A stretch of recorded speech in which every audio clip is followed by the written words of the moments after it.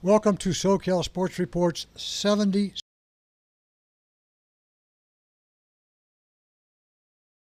And we've got a loaded show tonight, so we should get right to it.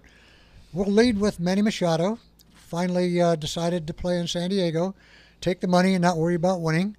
$300 million for 10 years. That's going to shape the landscape down the future.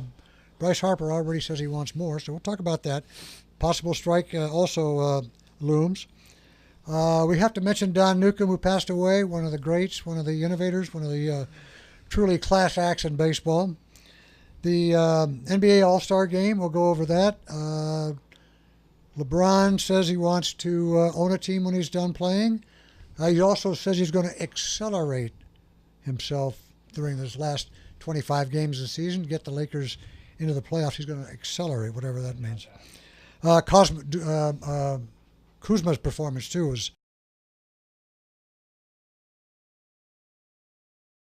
talk about that.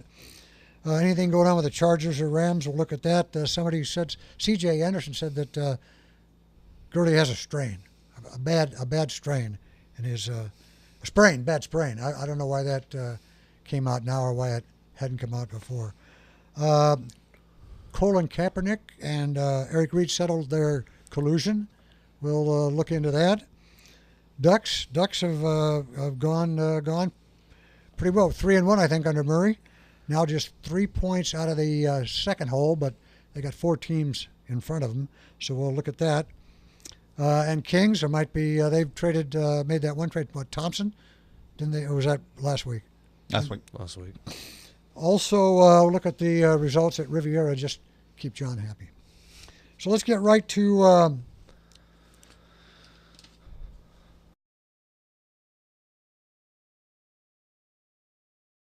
I think he had two other.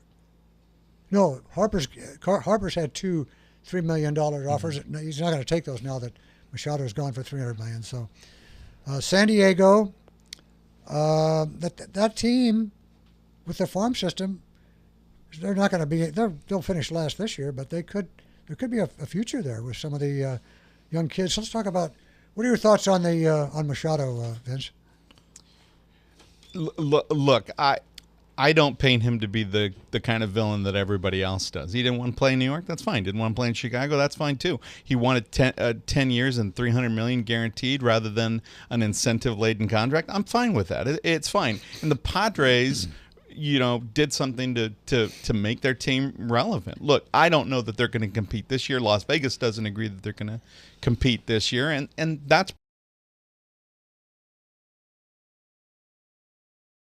guaranteed money, especially after the way that the owners were dickering around with all the free agents. And for anybody to say, oh well, we had a deal. It's like you had an incentive. Yeah, it was worth more, $340 million, right? Mm-hmm. The White Sox deal. If with all of the, but he's going to have that's 7 years down the road. I mean, so right. Look, he's got an option after 5 years. After 5 years, yeah. I have no problem whatsoever with what Manny Machado did. I don't think it's going to change the Western Division right away because the pitching staff down there is still mediocre, and so Las Vegas moved them two wins. So they said they were a 77-win team. That was the over-under total wins for 2019, and moved them up to 79.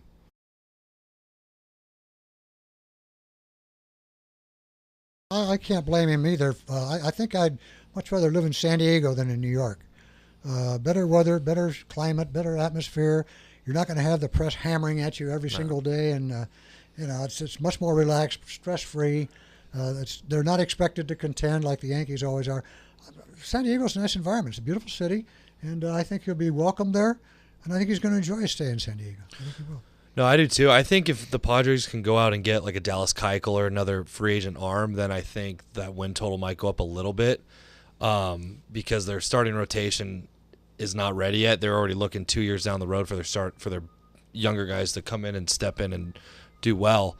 But I think they need to, they got to go out and they got to get another free agent pitcher. And the scary thing is they were even talking about that they have enough money to even sign a Harper, which I don't think they can now. No, But if they can go out and get a,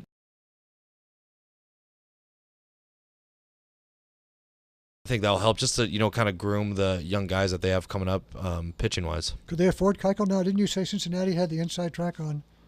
They Keuchel? did, but I think What kind of money is he asking for? There hasn't been any. I haven't heard anything. I saw one. I think it was 3 years, $30 million or something like that. I think I saw one offer, but that was about a month ago. That's reasonable. Yeah. Yeah. For Look, I'm not sure what the Padres are going to do, but if you're a Padres fan, you look at that and you go, $150 million for their 40-man roster. That's it. They're $40 million away from the competitive balance tax. I mean, so they could sign a couple of good arms, right? If they really wanted to. But the thing that this does for them, it gives them a lot of flexibility, like you were saying, with this number one farm system. But a number one farm system is just that. It's a farm system. They still have to prove themselves. They still have to come up to the.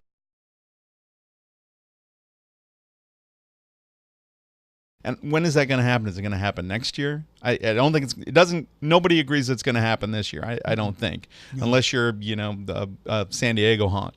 But for me, there are lots of little landmines that I see. Right, everybody says that he's going to bring a fire, and that's fine. And the Dodgers saw him for a short period of time, and all of those blemishes and things came out, and you saw what kind of guy he was, and. The Dodgers never made any real offer because they were going to try and stay below the luxury tax. For me, the thing that I would keep an eye on here is, do they get any more pitching for right now to try and be competitive immediately? And number two, he doesn't want to be a third baseman. And Tatis is a shortstop. And if they signed him without him agreeing to play third, that's going to unravel a little bit as it comes along.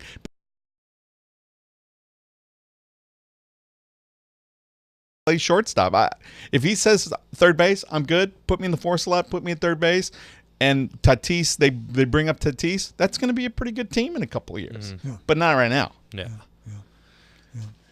I think Washington, Philly, and the Giants are still in the Harper sweepstakes, and he's already said, I want more than $300 million. From a selfish standpoint, I would love to see him sign with the Phillies. That would almost take them out of the Mike Trout sweepstakes. Yeah, that's true. And what's Trout going to want now if they start to go after Harper signs? We'll see what Harper gets. Now you got a basis for where to start your negotiations with Mike Trout. But I'd love to see Harper go to Philadelphia, and that they can't afford to sign them both. Yeah, because Artie came out and said that he wants that during the season that the Trout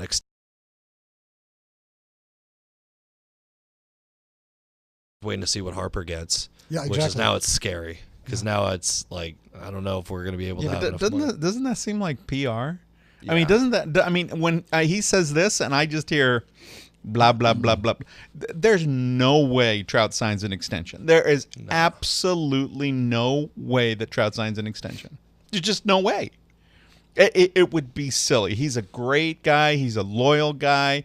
I get it. But there is no way he signs an extension none.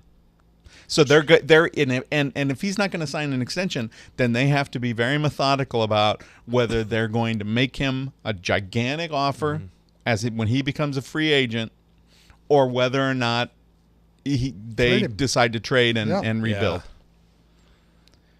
Yeah. And you know what they're probably only going to extend him 2 years and wait till that Pujols money's off the book. Only going to be at minimum 2 to 3 years. It's not going to be at 4 to 6 years. Mm-hmm. No. So that's why I think once the Pujols contract comes off, hopefully it's a little more room to talk with him. Does Trout need $300 million guaranteed? No, he doesn't. But he needs to get paid. Yeah, right. and he needs something closer to that. 6 year type of 7 year. He absolutely. I mean, he's easily the best center fielder of his generation. What you mentioned before we went on air about rumors of a possible strike at some point? Looming. Yeah, I mean, just from listening to the radio, and guys are, because I guess they haven't even sat down and talked.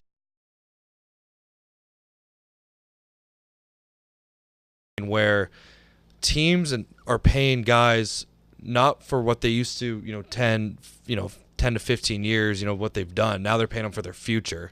And I think that's what, owners are, starting to, kind of hold their money back because they don't want to. Can't pay them for the unknown. Yeah, exactly. And that's where I think a lot of players are coming out and, are upset with that. So I don't know. It's going to be interesting. I mean, I like, the Machado deal was kind of, it was good for the Padres, but for Major League Baseball and for for baseball fans, I don't think it was not a good day for us.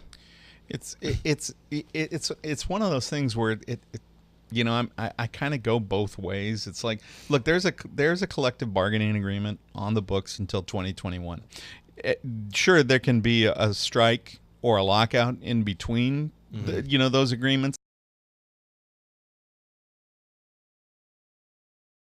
Players that were jumping up and down and saying they're not paying us what it's like, well, somebody just did. Yeah. At least one owner did, and another owner was pretty close. Right. And if he had, look, something happened over there with the White Sox that maybe Machado wasn't on the up and up and was sort of using them for leverage to get exactly what he wanted. But the White Sox should have seen that coming. Yeah. And if they could give him a $340 million incentive backed offer with $280 million guaranteed or $250 million guaranteed, then they could have given him $300 million guaranteed, and that's bad on them. Yeah. So but for me, it's Tony Clark is the lawyer and the head for the Players Association, and he's hard to see some things happen. It probably won't happen as quickly as possible, but the fact that Machado got a $300 million guaranteed contract should essentially silence some of those critics. Now, are there problems with what's going on? Yeah, I think so. But we're also seeing a trend, the beginning of a trend for analytics-driven front offices, analytics-driven managers, young, statistics, the Boones and the Coras and the Roberts and these younger managers who are listening to what the front office is laying down, right? They're picking it up. So I get it if the owners are sort of kind of trying to figure out where guaranteed contracts fit into it, right? But I think we see that at least one team, Manny Machado, not everybody's going to follow that, but it'll happen for Harper. It's going to happen for Harper, and it's going to be a bigger contract, I think. I don't necessarily think it should be. I mean, I'd rather have a middle infielder like Manny Machado. I think that's a more valuable commodity than a corner outfielder. Definitely, but that's just me. So if Harper's trying to hold out to get more, he might get more per year. He might not get the same years, but somebody's gonna make it happen.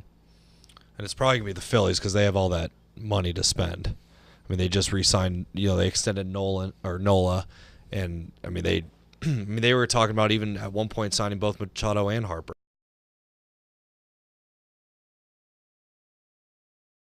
I hate the Giants, so they got to move somebody before they can sign. Well, they got a bunch of old guys. They got to move. I don't know why they keep saying that they're in the mix for it. Yeah, they may be in for more money per year in the smaller years, shorter years, but they got to get rid of. They got to dump. But I don't know. They may be willing to go over the CBT and pay the. But they spent a lot of money for some really bad teams. Yeah, they have not gotten their money's worth. No. On what they've spent. And going back to the Padres thing, the other thing that look, I'm not worried about them. As a Dodgers fan, I'm not worried about them right now.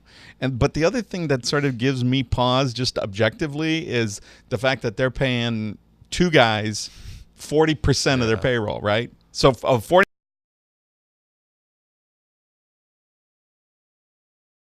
that's bananas. Mm-hmm. Right? That's bananas. And then you look over there and they got Will Myers, total underachiever that has way big money. Yeah. Machado deserves the money. Myers and Hosmer don't. No. Will Myers, that was a huge mistake. I don't know what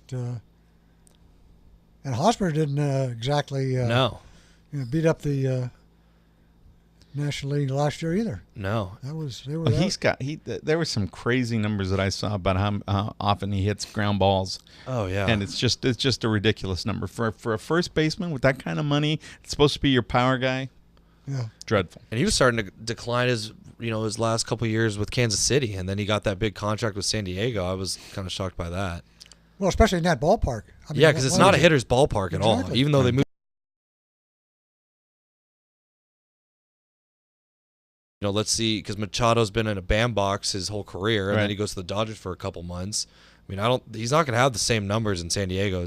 No, it's not like he was killing it at Dodger Stadium. Yeah. Dodger Stadium has been a little bit different, now with the approach that they're taking at the plate. Max Muncy hitting 35 home runs and Bellinger hitting 35 in his rookie year. So, it's not old Dodger Stadium. It's not like old, where the Expos played and just these huge caverns that, you can't hit a home run in.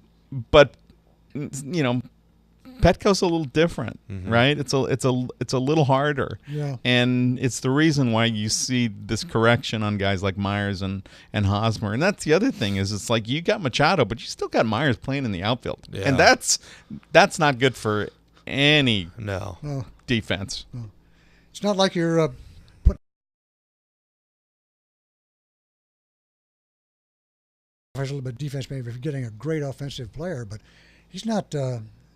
He's not that. He's mediocre at best. He's not a superstar, with a bat.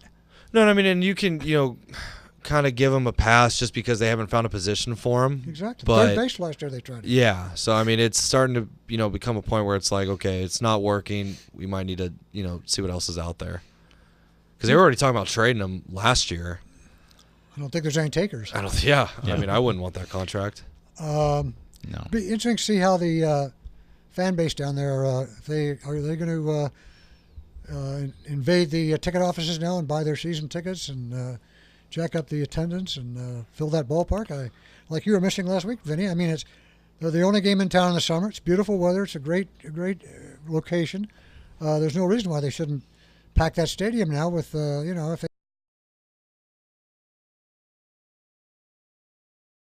are going to go out and wonder. I want to see what this thing's all about, see what Machado's all about, and see what kind of influence he has and what difference it makes. From a lineup standpoint, I think it takes a lot of pressure. I mean, there was an interview with Hosmer, and it was like, hey, how does it feel to not be the number one paid guy? And he looked relieved. Yeah. I mean, that guy looked relieved, like, oh my God, there was so much pressure on me to deliver, and I'm crappy. But now we got Machado, and I don't have to. I can be less crappy. That's easier for me. So, I think, if you're a fan and you're not expecting to win 90 games this year, you go out and you watch Machado, mash, and maybe Hosmer has a rebound year, and you see some of these young kids and see what they can do. It would be fun. Yeah. Get the ticket. It's a beautiful park. Get some, micro-brewed beer and Yeah.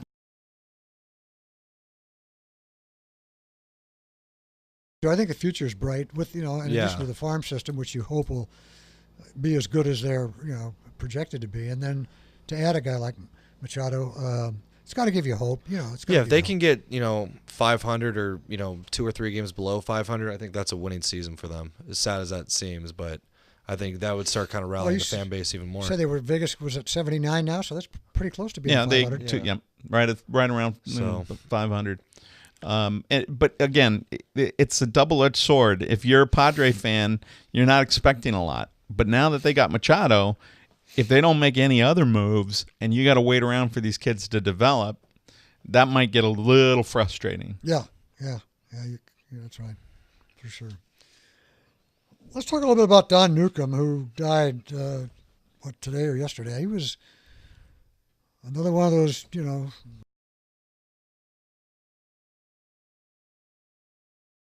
really broke the line and were just awesome figures.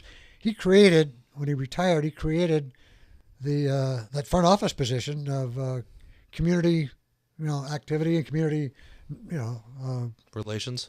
Yeah, pretty much we created that for the Dodgers. Now every team in baseball has it, but he was one of a kind. He was one of a kind. He was a great pitcher, a good human being, and he had some problems with alcohol later in his life, but still he overcame that battle, and nothing but kind words have come out regarding Don Newcomb. And still, even at his age, was what he was saying was resonating with guys like Corey Seager and Clayton Kershaw and the younger guys, because he was just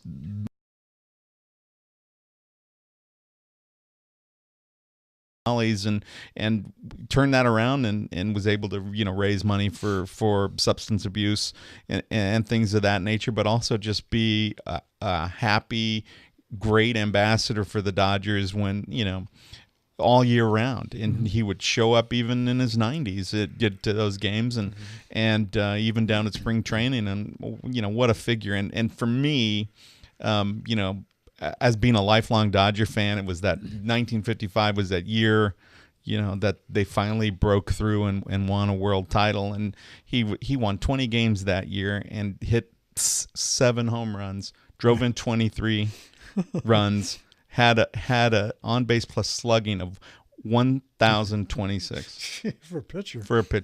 And then the next year he had won 27 games, won the Cy Young and an MVP in 56. What a phenomenal in the military. Yeah, Korea. Yeah, Korean War.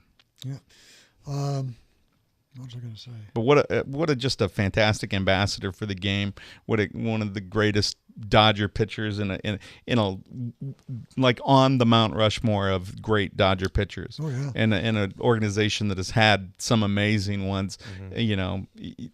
Newcomb, Drysdale, Koufax, Kershaw. Those are, that's the Mount Rushmore for me. Stanley Jensen had some nice things to say. He really leaned on Newcomb a lot, and Newcomb, has made an impact on him and helped him both mentally and with his mechanics. So even at his age, he hadn't lost it. He still had touch and still had advice, and these kids,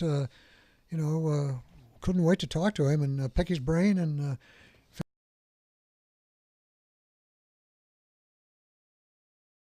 So he will be missed. Let's talk a little bit about the NBA All-Star Game. Kyle Kuzma had a great Rising Stars game, MVP, 35 points in that game. The good old All-Star Game was another one of your tight defensive struggles. But LeBron's team came back, 28 points down? Some ridiculous figure. But I didn't watch much of it, but what I did see was entertaining. It was entertaining. That's what you want to see. You don't want to see a great defensive struggle. And No, we're not going to see that. No. 53 first quarter points for the Greek Freaks team, right? That's a lot of points. It was interesting. I think the best thing that I came away with is that LeBron looked healthy. Yeah. Not 100%, but he looked healthy. Yeah. He for having been out, having missed 18 games, he's not 100%, but he's on the mend, and he looks like he might be ready for this playoff push. He's already said he's ready to get out there. He says you're going to see a different LeBron now than what you saw before I was hurt. So he's made 14 straight. Made the playoffs 14 years in a row. I think something like I that. think that's right. Yeah. He doesn't. He wanna, couldn't remember the last time that his team was under 500 going to the All-Star break. Yeah, yeah. Well, we'll see how this how he responds. They got Houston tonight, and we'll see how the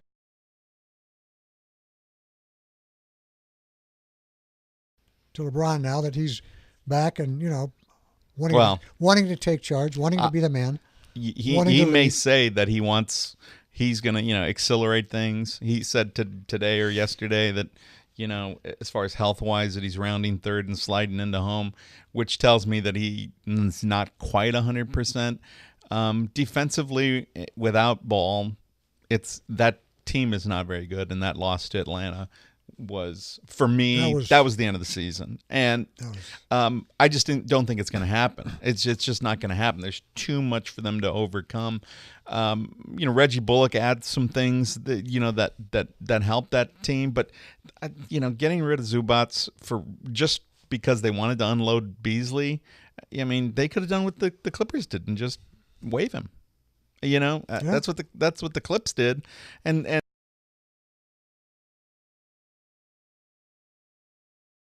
it was really terribly disappointing. So I'm not sold on Pelinka and Magic and pulling the strings. I don't know what they're doing. I said it before. When they brought in Beasley and McGee and Rondo and Lance Stevenson, that I thought, what are they doing? Is this a reality TV show? Like exactly. Big Brother or Cheers. or something like that. It was weird. It just seemed weird. Or was this the team that LeBron wanted? I didn't understand it. It didn't feel like the pieces were there. It felt like they were just sort of trying to make things match mathematically without any real regard for the chemistry of the team. And we see what the chemistry is like without somebody who can defend at the point. And even though Lonzo is the team defense, and they're just not very good without him defending. They're just not. Yeah. And if LeBron thinks that he can browbeat these guys into being a good defensive team, he's wrong. Yep. Flat out wrong. Yeah, it's not talk the talk. You got to walk the walk. I mean, this team has got a long way to go, and they don't have very many games left. Yeah. They have a tough schedule coming up. I think they're playing basically a lot of playoff teams down the stretch. I mean, they had that easy schedule. Those first 10 or 11 games when LeBron was out. That was supposed to be 7-3. They were playing a bunch of. Well, they lost to Chicago and the Knicks and the Cavaliers and at home. That was just a disaster right there, and I don't think they'll ever recover from that. They got too many. How many teams are ahead of them? Who's number 8?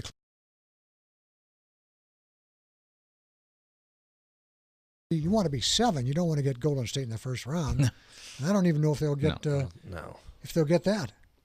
Getting the Warriors in the first round is tantamount to not making the playoffs. Exactly. We know that. Yeah. Can they jump? Look, I will never doubt LeBron, but he it seems like every time he gets 27 or 28, it's a pretty quiet 28. I watched enough of those games to see what happens in the fourth quarter, and it's a bunch of guys standing around wondering what LeBron's going to do. Right. What does LeBron want me to do? Does he want me to shoot? Should I spread the floor? Should we isolate? I don't think Brandon Ingram still has a clue of what his role is on that team. He has no idea. No idea. Kuzma is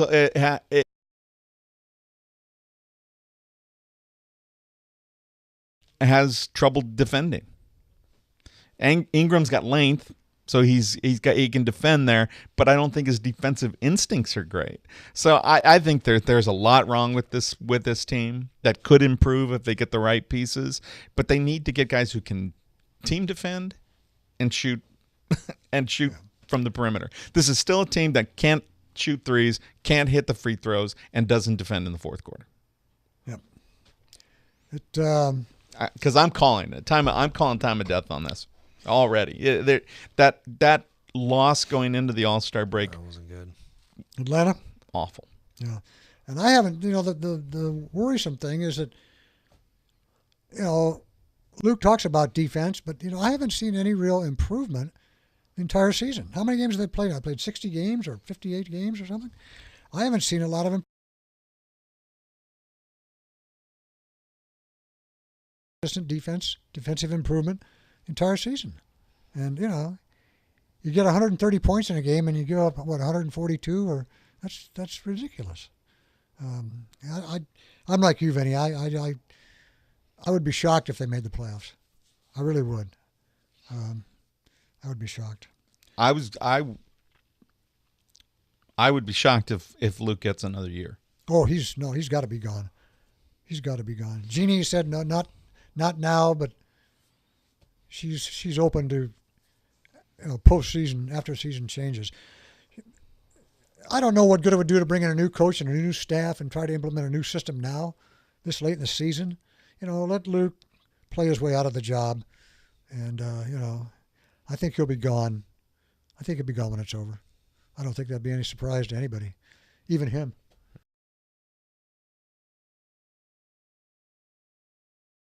Inducted into the basketball Hall of Fame. I think that's long overdue. He was in the shadows of Chick Hearn for all those years, so nobody paid any attention to him. Nobody was really aware of him. I mean, Chick commanded this town. He commanded the audience. Lakers, he played through a lot of Clipper seasons where they were irrelevant. Yeah. No losing seasons, no attendance. He was almost an afterthought. But the guy really is a class act, and I was glad to see that's come to pass. I think he deserves that. He's a good announcer, and nobody's going to be a Chick Hearn. I mean, let's face it. He was. Well, not just. But not just that. I mean, it wasn't just a 2-man race. There was Vin and Bob Miller. Yeah, right. and Lawler was fourth. It was always going to be fourth in that.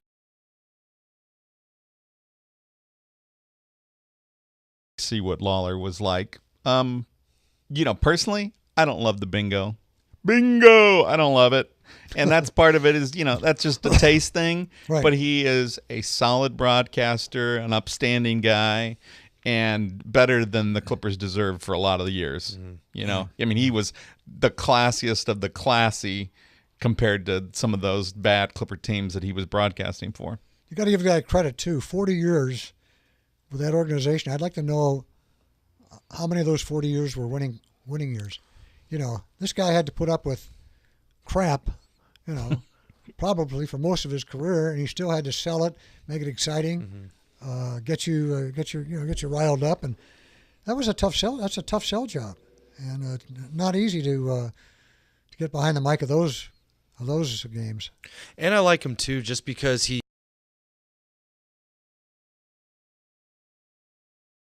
With your buddies, it was just he was a fan too. He would actually get on guys, and he wasn't all colorful and stick to the script guy. He was he cared, and that's what I like about him too. It's just it wasn't just he was reading off a teleprompter the whole time. Yeah, and his time has come, but his longevity and the way that he's been elevated lately because of new voices in the LA market with Alex Faust and Joe Davis, really solid, good broadcasters, but who are young and haven't quite done the time. Let me tell you something. Joe Davis is going to be one of the best broadcasters of all time. He's great at football. He's fantastic in basketball.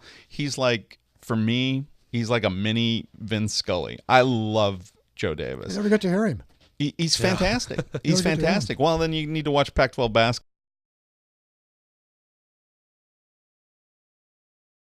Fox. He's also on Fox Sports, so he's terrific. And Alex Faust is young, enthusiastic. If the Kings were better, it'd be fun. But Lawler is, the elder statesman, the dean of LA broadcasting right now. We have any Charger or Ram goings on as they prepare for their mini camps? Yeah. They'll be here before we know it. I don't think any, I don't think so. It's one of those things where you can't get too enthusiastic about where they're picking, right? Because both teams made the playoffs. Yeah. You know, they're going to have, Late in the late picks. Where are the Lakers? 30th, 31st? Yeah, they'd just be ahead of New England, so the Rams. Oh, yeah. 31. Chargers would be up there way high, too. Mm-hmm. Yeah, they.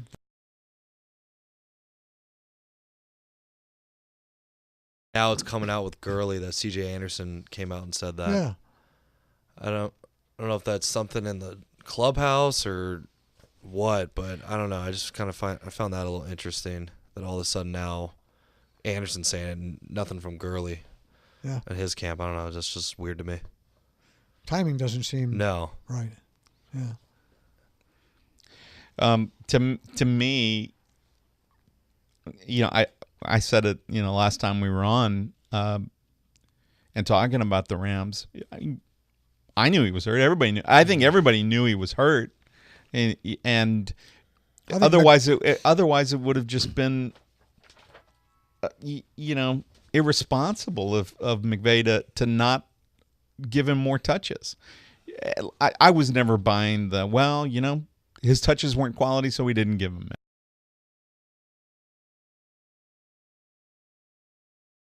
He was trying to keep loose on the sidelines. He was shaking those legs. Something was wrong with him. Yeah. And you can't tell me that McVay didn't know he was hurt. Of course he did. No, of course he did. I mean, you know. And even if they said, look, let's check you out because you don't look like you're right. He could have said, I'm fine. But those doctors would have said, look, there's swelling in that ankle. He's not right. Exactly. Yeah.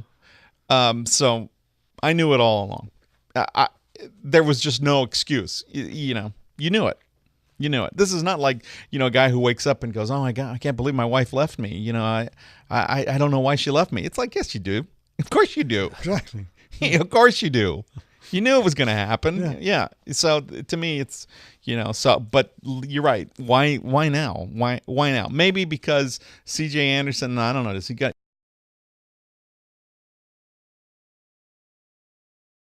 right?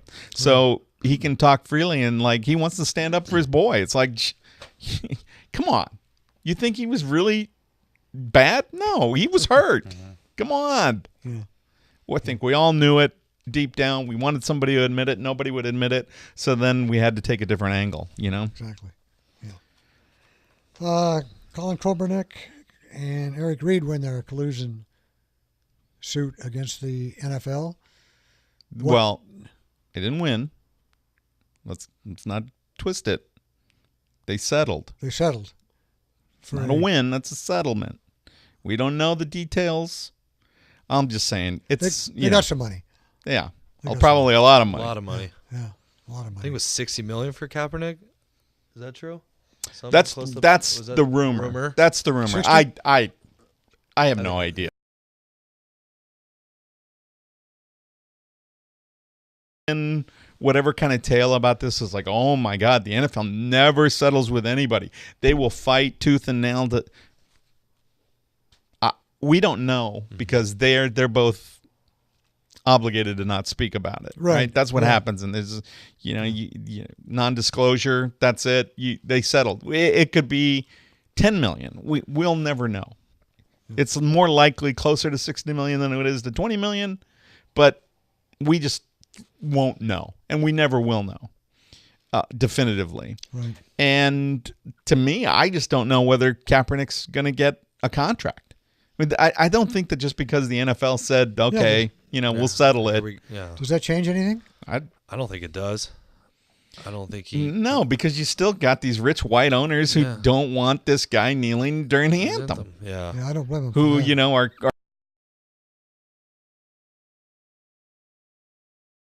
okay. The NFL is just a step above NASCAR. NASCAR is a bunch of rednecks and, tried kneeling at a NASCAR event. No, it's not going to happen. So, Kaepernick was good enough. good enough to be somebody's second string quarterback. He absolutely was. Some of that is his fault. Some of that is the owner's fault for not wanting to give him any money to see if he could be a first. But I don't think anything's changed. I don't think now that they've settled that's going to change the mind of a Jerry Jones. Right. Yeah, I don't condone what he did. I mean, he may have issues. I agree with his issues. I agree that he is allowed to protest if he feels that they're being treated unfairly, and there's the.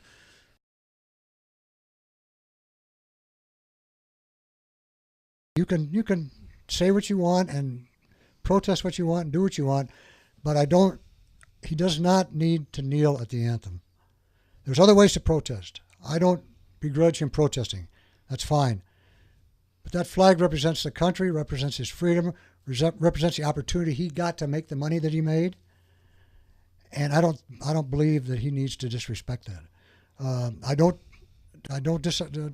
Like I say, he's allowed to protest. I don't mind his protest. I don't have any problem if he wants to protest, because I understand the issues he's talking about, and he has a reason. If that's his feelings, he certainly has the right to protest. But that's not the way to do it. That's not the way to do it. I'm very much against that. He's been given the opportunity to play, to make money, and these are the freedoms that are guaranteed in this country. And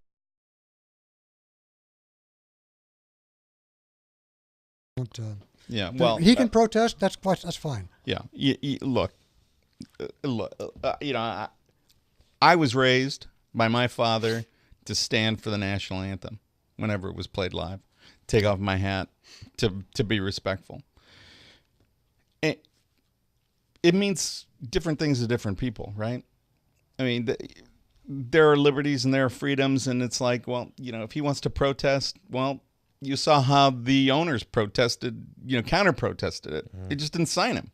So it's like, you want to risk that and you want to sacrifice that's fine. Look, I don't agree with not standing for the anthem personally, but I don't think that a person needs to be punished for voicing that. I mean, he's not he wasn't like saying I'll stand for a Nazi flag.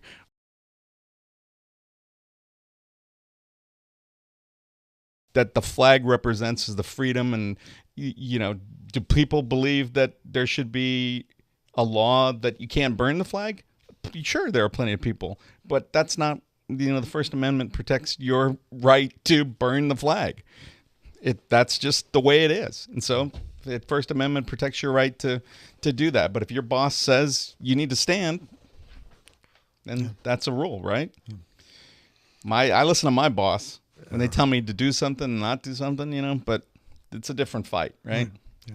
I mean, maybe you can get an opportunity with the AAF, but I've read something where he turned one offer down. So it's getting to the point now where it's like, okay, like, do you want to play or not? Because now you're getting offers from other leagues. But didn't he say he wanted $20 million to play in the AAF?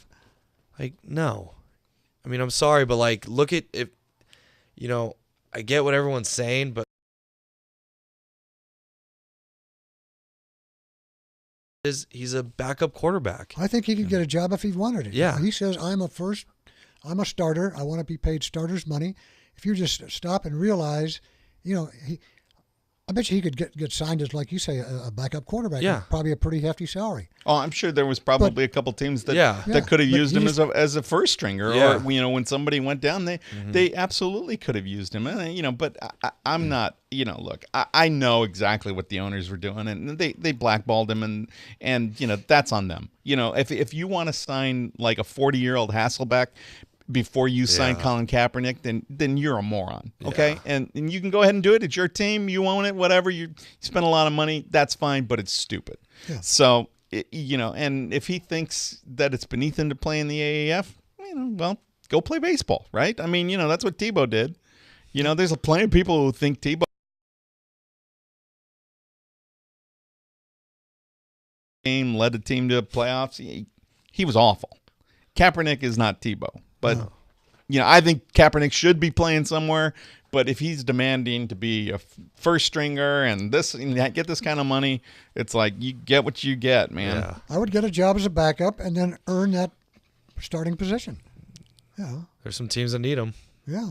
There's There's quite a few. yeah. But again, yeah, I don't think it changes anything as far as this is not this is the NFL saying, yeah, maybe we could have been better. Let's put this all to rest. And now if nobody signs you, that's on them. This has nothing to do with us anymore. Mm-hmm. We didn't blackball you. It's these individual owners, and I can't tell them to sign you.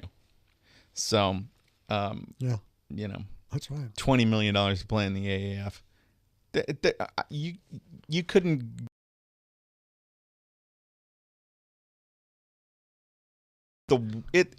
People may be excited and think it's cool, and it's like it's minor league football. Oh, definitely. It is just dreadful. Football's not. And it's just so funny. The thing that I'm glad about with the Manny Machado getting signed by San Diego is that now I don't have to listen to San Diego talk about their Sockers, right?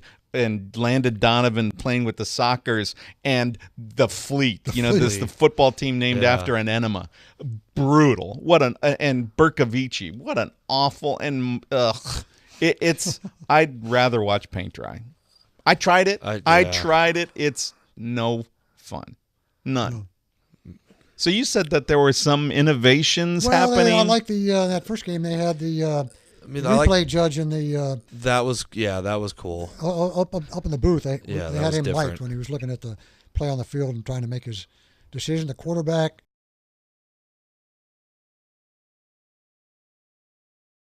We need a new quarterback.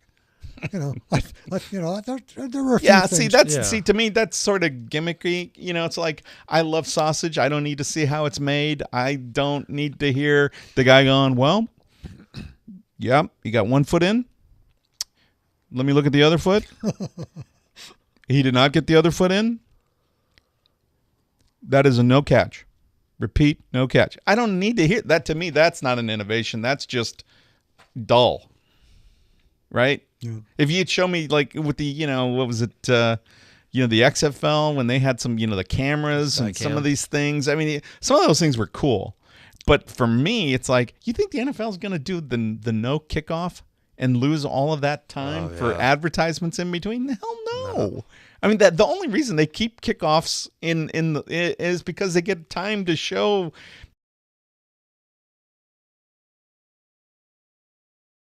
They can just stall and make lots of money. There's no way the NFL, that to me, I think that's great. I hate kickoffs. I think they're awful. I think every rule they make is trying to make it so that you don't return a kick, right? Yeah. Because, and I'm perfectly fine. If you say, look, too many guys are getting concussed, we're throwing out the kickoffs. I've got no problem with that. I love kickoff returns that get returned, but nobody's returning kicks anymore. No. So it's like, to me, it's dull. Yeah. I don't need to see it. And if the NFL wants to change that, you're still going to be waiting 4 minutes in between the touchdown and when the team takes over from the line of scrimmage. Right. Yep. I've watched a couple of games. Has anybody seen anybody who looks? No, quarterback play is horrific in these AF games. I haven't seen any NFLers there.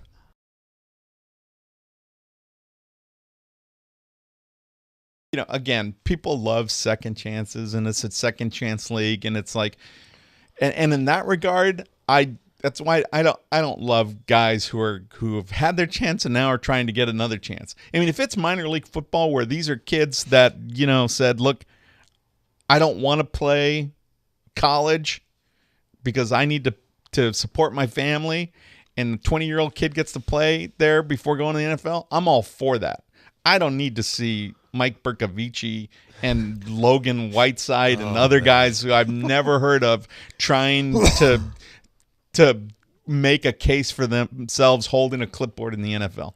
No, thank you. The XFL is coming back too in 2020? 2020.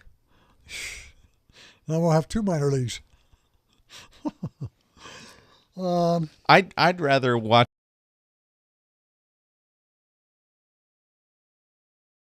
they hit the crap out of each Oh other. yeah, the lingerie league. Yeah, the lingerie league. Yeah, Is that still a thing? Because I'd watch that. I'd watch that. Because some of those girls are badasses. Yeah. I mean, sometimes you just think, God, they don't have enough equipment on Throw to a be better hitting each smile other than like that. Berkovici, though, I'll tell you Yeah. that much. Oh my God, Berkovici should put on a bikini. Seriously. Bikini-vici. Man. Jeez. Let's turn the page to the National Hockey League. The Ducks have really turned it around under the great guidance of Bob Murray. What are they, 3-1? 3-1. Fighting for a playoff spot. It's weird seeing Bob Murray behind the bench. I'm not really for that. I like him up in the press box, but I mean, for right now, I mean, they look good. They look way more energized being out there, and it almost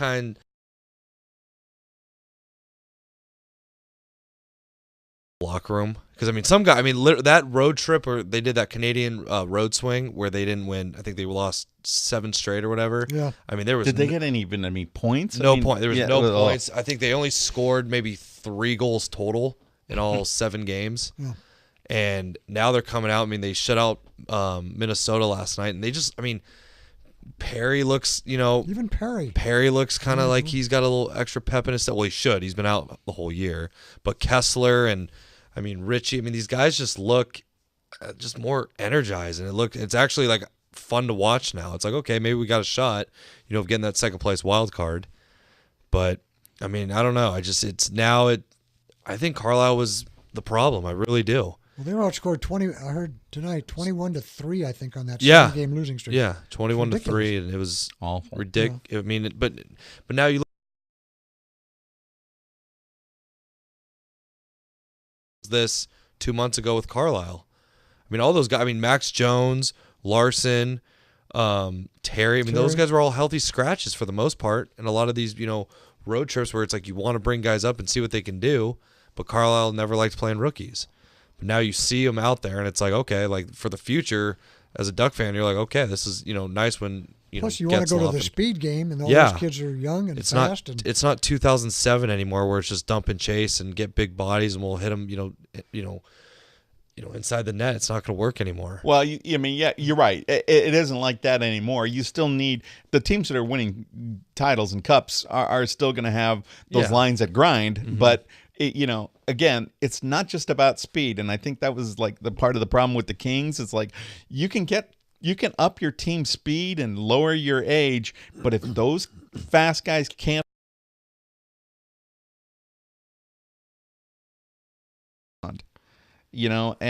and so from the Kings, it's like you see some things happening, and you see some players that might be, but just nobody's finishing. Kovalchuk is finally playing a little bit better, but the Kings are in last place. The Ontario Reign are in last place. There's not a lot of help coming. They need draft picks, and the 25th is the deadline. They need to move somebody. Yeah. And I don't know that anybody will take him, but I would move Kopitar. He looks old all of a sudden. 2 of those last 3 years have been dreadful. Mm-hmm. And it doesn't and if I'm getting the rest of his contract or the rest of his career where 2 out of every 3 seasons is bad, I don't want him as my on my first line anymore as the face of the franchise. I just don't. Yeah. I'm over on that huge contract. 3. Does he have a no trade clause? Yeah. I think him and Kessler almost have the same extension. Yeah. I think it's 3 or 4 years. So we're talking about bad front offices. What's your assessment of Robitaille and Blake? The jury is still out, but I don't like the trend. Yeah. And the firing the coach early, and it was weird. It was weird, and I think they're gonna start unloading guys, and I'm cool as long as they keep Doughty and Quick. Doughty and Quick. They can get rid of Kopitar. And I think if somebody wants Kovalchuk, he might waive his if it's the right team, he'll waive his no trade contract. I don't know if Kopitar will do it. He was a bounce back year, but he's been terrible. The year before that, he was awful. I mean, he was just flat out awful. And this year, he looks the same. How old is he now? 31? That's not. 32? 32. 32. You know, I mean, he's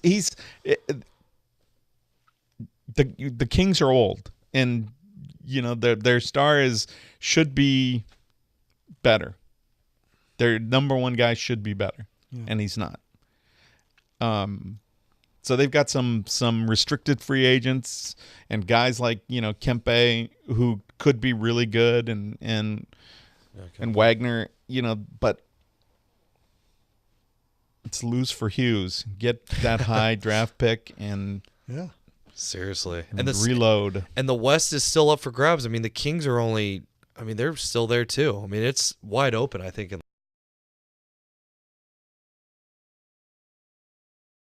Streak. So I mean, the first place. Yeah, that's crazy, right? I mean, but everything is up for grabs. I think. The only thing the Ducks got going for them is if they have a good trade deadline, which they notoriously over the years have had always a good trade deadline, but they have all their games are at home in March. Basically, I think they only have 2 road games in March, so they kind of control their own. What's destiny. the deadline? 25th. Yeah, 25th. The Kings will make moves. If the Kings don't make moves, then it's time for Luke and Blake to find other work. Mm-hmm. Yeah. Well, you got to get picks. You got to get picks. You got to build. Nothing's happening for the Kings right now. They absolutely have to go get picks. Yeah. And I think that's going to be frustrating and sad. And if a guy like Kopitar or Kovalchuk needs to be traded and you can get some returns with picks and some prospects, you've got to do it because last place in the bigs. Why aren't they better, Ontario? Didn't the Kings have a good last couple of years? Haven't their drafts been decent? They were trending down, but they've got some good players. But most of those guys they've been shuttling them back and forth, and because of injuries and because of the fact that they just weren't very good, and they're trying to get this team younger, and things blew up for the Kings pretty early, right? Yeah. And just like I predicted, they're old and they played old and they started to lose. And so they were shuttling some guys back and forth, but it's thin right now for the Kings. They need draft picks. They've got some pieces and they need to move it. As long as Quick and Doughty stay, I'm fine with a rebuild. I don't think the Ducks can't move they can't move Gretzky.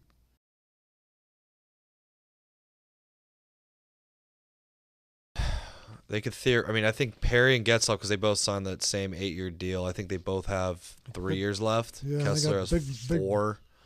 They got to try and re-sign Silverberg. If they can try and re-sign Silverberg, that's a must. Yeah, that's their big deal that they have to make. They got to try and get him back, and then, I mean, I think they're going to be buyers at the deadline. I really do. I think they'll get rid of. I think there's going to be some movement where fans are going to be a little upset, but I think it's going to be better for the long run. So we'll see. Anything was on my list that I've forgotten? Topics list? I think we're about to go over, so I'm not going to tell you. No, I mean, you want to talk about Riviera, I'm not the guy. So no. I'll mention this just for John. I wrote this down. I have no idea who this guy is. J.B. Holmes. 4 strokes back going.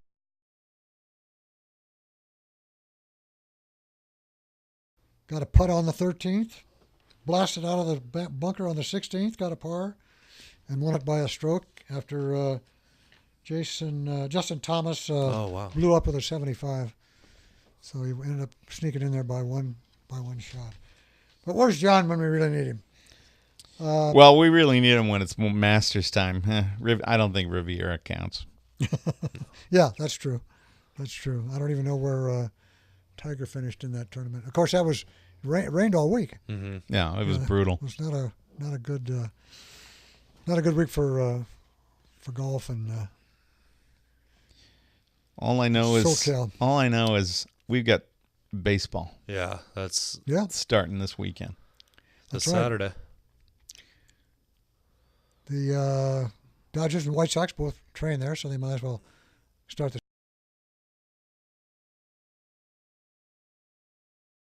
I'm not sure. Something like that. We'll see who starts for opening day for spring training. I don't know who it's going to be. It doesn't matter because he'll be injured by after his start, so it doesn't matter. Yeah. Come See, on, that's hurt. Jake. I'm done with him. When Matt Harvey's got a pulled glute after his first bullpen session, that's really looking good for us this coming future. He was saying today he's in good shape. Yeah, well, I hope so. I hope so. You got to watch those glutes. You got to, yeah. Yeah, he needs to activate his glutes. Yeah. Harvey's cuckoo. I don't know. He is. Well, he always was. He always was, and everybody was all stoked when he lowered the beer prices that one year, and it's hasn't worked out ever since. That's the only good thing he's done. Yeah. The only thing. Parking's still, he raised parking prices. Well, I think that's on the city. Oh, yeah, that's the city. My bad.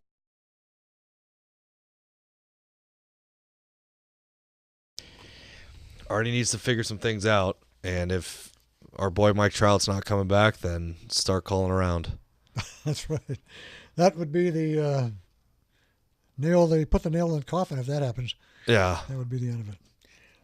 All right, if that's all we've got, I think we're done for tonight, and we are out. Good night. Good night.